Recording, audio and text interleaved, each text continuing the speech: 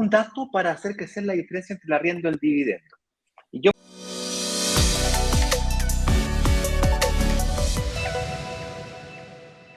me molestaba al inicio del live que el dato era, bueno, aumentar el arriendo y bajar el dividendo. Y se acababa el live. Y se acababa el live. Pero la pregunta es cómo.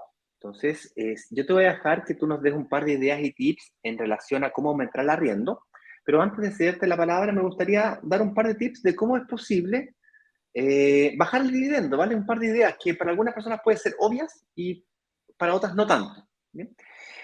El dividendo depende de tres grandes variables principalmente. La primera es la cantidad de años del crédito. O sea, un dividendo a más cantidad de años hace que el monto del dividendo o cuota del crédito hipotecario baje. Para que no sepa, por cierto, dividendo igual cuota del crédito hipotecario. Si la cuota de 300 lucas todos los meses, 400 lucas todos los meses del crédito hipotecario, por cierto, los créditos hipotecarios en Chile son en UEFs, por tanto fluctúan en base a inflación. El riesgo inflacionario del crédito hipotecario en Chile queda en espaldas de nosotros, los inversores, por lo tanto las tasas de interés en Chile tienden a ser más bajas que tasas en, no sé, pues en México, en otros países del mundo, en Brasil, donde estoy hoy día, por ejemplo, las tasas están en 9,8, 9,5, 9, 8,5, un prospecto muy top, alguien que esté muy, muy bien prospectado, 8,5, 8,3. Normal, 9,5, 9,8. Tú comparas una cosa con la otra y tú dices, oye, pero las tasas son mucho más altas. No tanto así porque los créditos hipotecarios en Brasil, por ejemplo, son en reales. En cambio, en Chile son en UF. Es el primer detalle que hay que tener en consideración. Por lo tanto, ajustar el dividendo, perdón, el arriendo o alinear el arriendo con el dividendo a la inflación, en este caso en UF, es un tip importante. El segundo variable que el dividendo alto o bajo se ve afectado es la tasa de interés.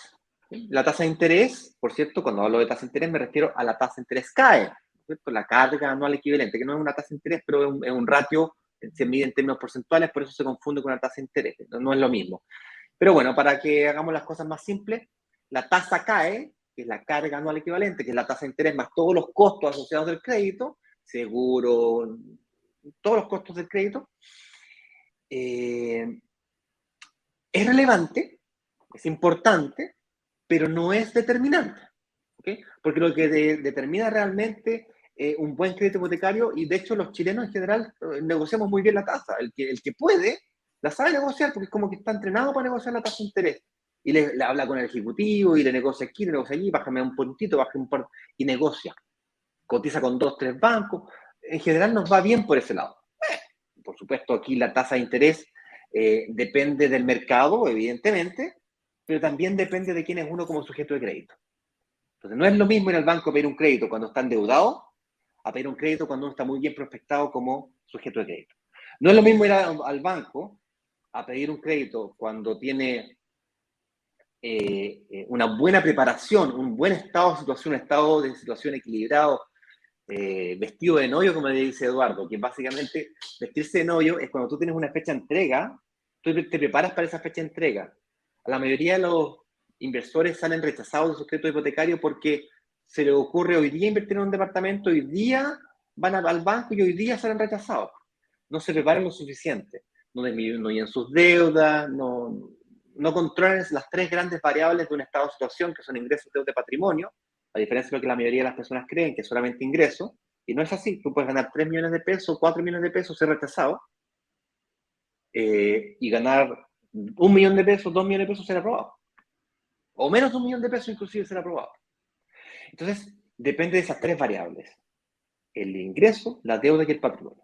Por último, pero no menos importante, la tercera variable importante, hay más variables, pero las tres más importantes son la cantidad de años del crédito, que es más importante que la tasa de interés, por cierto. Afecta mucho más al dividendo la cantidad de años del crédito que la tasa de interés.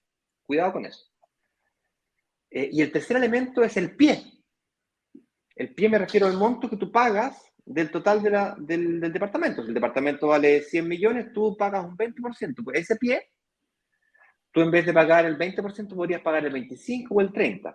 Y consecuentemente vas a pedir un porcentaje menor de hipoteca y consecuentemente el dividendo va a ser más bajo.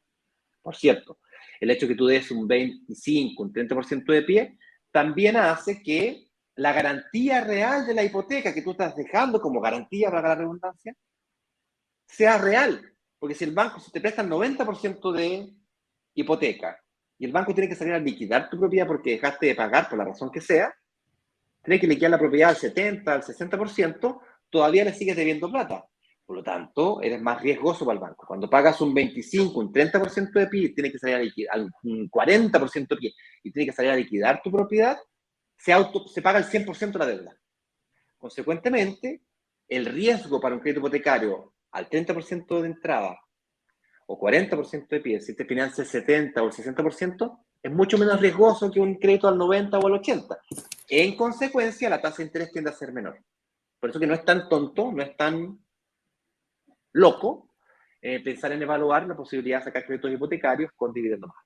Y por último, cuarto y último elemento que te voy a dar, probablemente estos tres ya los conocías, el último elemento que yo te voy a dar para que tú probablemente puedas pensar en bajar tu dividendo es la famosa recuperación del IVA.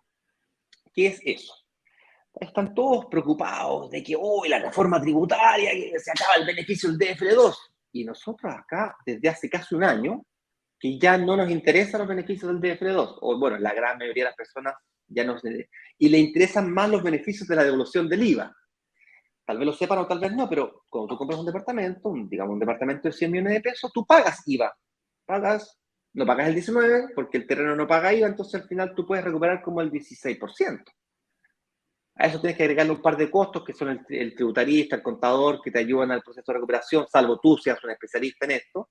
Te recomiendo que pagues por un buen asesor en esa recuperación y termináis recuperando el 3, el 14%. Ya, pues el 13, 14% lo agarras y lo puedes abonar a la hipoteca que ya sacaste y con eso vas a lograr que el dividendo baje. Ya sea aumentando la cantidad de años y aumentando el dividendo o al revés, bajando la cantidad de años o bajando el dividendo también. ¿Ok? Entonces, esas son algunas, hay más, de lograr bajar el dividendo o controlar el monto del mismo para lograr que el arriendo se devuelva mayor al dividendo. ¿Bien?